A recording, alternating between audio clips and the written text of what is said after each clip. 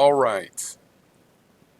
Welcome to episode 11, a nice prime number of Progress and Liberty. I have a couple political subjects. First is about former presidential candidate Mike Fahl. I always thought it's Fahl with the H, Fahl, Fahl, but Fahl, I guess, is how they pronounce it. Our beloved DOS spook. This is a painting of his, by the way, which is entirely under fair use. This is only a tiny portion of the painting, and it's from the film I'm promoting. It's free promotion, fair use, and free promotion. Uh, I'm just saying. Now, I'm not saying that, probably I should finally commission something from Mike. Um, it's very interesting art history. I mean, I've known him a lot since the scary clown, disturbing clown, Robert Crumb-esque period. His ability to paint is like he seems to be one of these guys that has full control. He can paint I don't know, impressionist lily pad gardens and stuff. He can paint, very emotive expressions and stuff. And he's just driven to paint whatever he needs to paint. So there's a good documentary on him I saw, I think, at least a year ago, maybe a couple of years ago. Time's blurring for me. But it's a good documentary.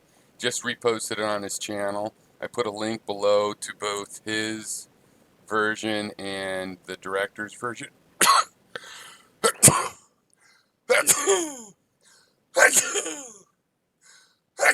Oh my god, I got COVID.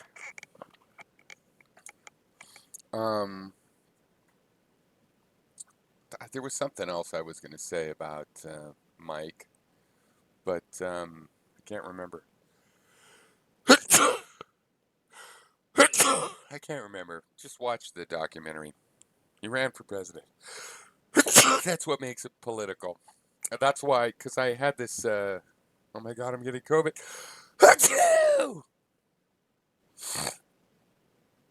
This is terrible. Anyway, um, he ran for president. That's what makes it political. I had to decide whether to do this under Illusions Exist, being that's more of an artistic program, or a Progress and Liberty, progressive libertarianism, which is more political. And then I remembered, fucking Mike ran for president. It's in the documentary. So, hello, political. So, okay. The other thing that happened is today I was watching. Yes, I was playing it while I worked, okay, but I listened to the whole thing. And to the podcast, Michael Moore Presents Planet of the Humans by Jeff Gibbs. And it was interesting, and it said a lot of stuff I've been trying to tell environmentalists myself for years about the real cost and impact of things like solar cells. I mean, there's obvious things the movie goes into about how we still need always on, gas, in this case, uh, power plants, because we don't have good enough battery technology. That would be like the world changing thing if we had good battery, super good, cheap battery technology. But that itself wouldn't be enough, because, you know, things like windmills I've seen in South Point of Hawaii where they had a bunch, they get old and they're huge. So they're like old, rickety, old bridges and things. They're scary, rickety. They don't last forever. Windmills, wind power generators, or whatever, and they take up a lot of space. And this documentary points out about you use coal and silicon and then coal fires to make the silicon chips. And I don't know if it's true, if it all adds up, but the movie makes the argument that things like those giant solar fields in California actually require more fossil fuel uh, in their in building them than they ever save. In other words, you would have a you would reduce your carbon footprint by just burning the coal and gas in the first place for energy instead of to manufacture all the solar panels and everything. So I don't know if that's true, but basically issues like that have been ignored by a lot of mainstream and especially corporate capitalists, types of green energy business. And so it's kind of an expose on that. And, and there's a lot of truth to all of that. I think it might be overblown in here. I certainly support the all of the above kind of strategy. But what this really shows is we need nuclear. I mean, like, there's your nuclear power plant, your typical, it's been in New Jersey for 40 years. All of the waste is in drums in its parking lot, not in the air, not billions of tons of pollutions in the air, highly radioactive spent fuel, and it's just right there, in drums at the site. They've never agreed on a Yucca Mountain kind of thing, so it's just there. It's Think of how small that is for all of those years of energy. Furthermore, that stuff can still be used as fuel because nuclear energy is the only kind of energy. And people say, "Oh, all the energy on Earth comes from the sun." Yeah, that's nuclear energy. Nuclear energy is the energy, wrapped up in mass because of the Big Bang and all the stars and everything. That is the real form of energy.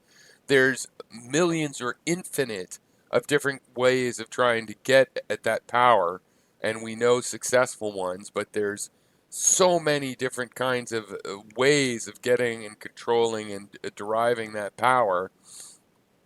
And there's so much power there, you can spend some of the power, wasting it, making the whole thing safer or whatever, and it's still going to be it's the cheapest power, and it's in all of the dirt. It's just This is a perfect example of where it doesn't matter if people agree or disagree. Yeah, this is just my opinion, but in the long run, physics is going to win, and there's a million different ways to use nuclear power. The one we've used in the world so far is the one that be- was designed for nuclear submarines. There's a lot better designs and safer designs. The safety record of nuclear has been okay, but hey, we don't want to have the possibility of nuclear meltdown. That's too big of a risk. Well, you don't have to. So the answer is a carbon neutral, almost carbon neutral power source called nuclear power. And the missing thing was is batteries, basically good, long-lasting batteries for using solar and wind and that kind of thing. The secret sauce for nuclear is that it's going to produce electricity. So, 50 years ago, we didn't have good electric motors that we could put in a car, and we didn't have batteries good enough to store enough energy. And now, even though the batteries aren't good enough, to supply the grid, they are good enough and long lasting enough for vehicles. And so, given that, and given electric motors that can pull semis, we can live off of electrical power generation, which is what nuclear is going to do. So, that is the answer.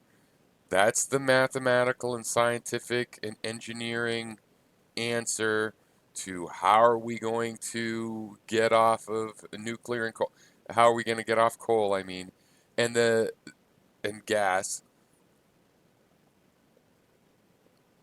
if you just do the math and the science and the engineering, that's going to be the answer. Because, for example, let's say we actually get to that post peak oil and we run out of available oil.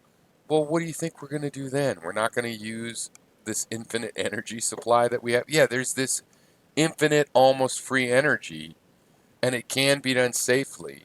And there's waste because anytime you're burning things and doing industry, of course there's some dangerous materials, but they don't go flying up in the air with nuclear. You can just handle them. They stay in your possession. And it doesn't really matter if I'm living in an era where none of you guys, let's say, are going to agree with me. That's fine. You don't have to agree with me. I'm just telling you this is the way it's going to turn out,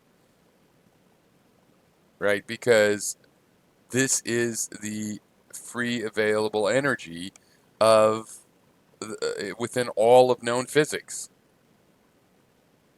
right? And it can't be monopolized and has all kinds of great qualities.